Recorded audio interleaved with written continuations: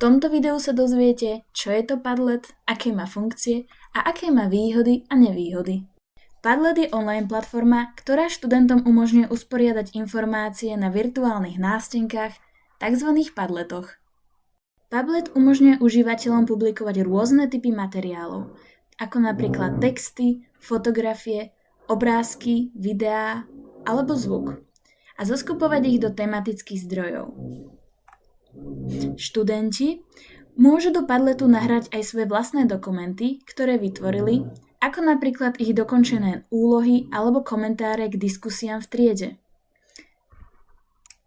Takto pripravené projekty je potom možné jednoducho zdieľať online. Padlet im ponúka rôzne možnosti pre zdieľanie ich prác odkazom, QR kódom alebo prostredníctvom Google Classroom. Padlet ponúka ako bezplatnú, tak aj platenú verziu. Bezplatná verzia umožňuje vytvárať obmedzený počet násteniek. Platená verzia ponúka viac funkcií, neobmedzený počet padletov, viac dát pre nahrávanie videí, súborov a ďalších materiálov.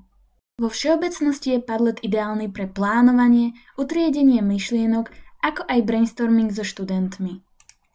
Zároveň je vhodný aj pre študentov, keď chcú komunikovať prostredníctvom chatov a komentovania príspevkov.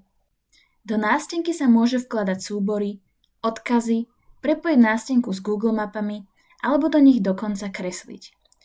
Užívatelia môžu meniť farby, pridávať vlastné pozadie a prispôsobovať si svoje záznamy pomocou rôznych typov písma.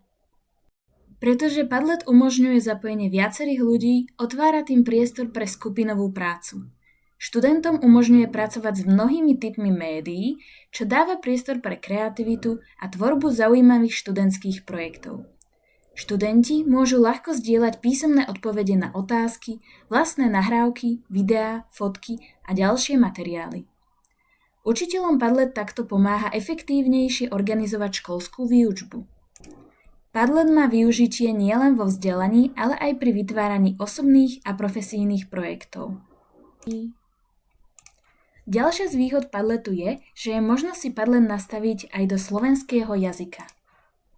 Na druhej strane má Padlet aj niekoľko nevýhod, ako napríklad obmedzenosť v rozložení nástenok, pričom je potreba sa zmestiť do dopredu definovaných šablón. Druhou nevýhodou je obmedzené použitie bezplatnej verzie v školskej praxi, najmä nízkym počtom Padletov, ktoré je možné vytvoriť, či obmedzenie veľkosti dát.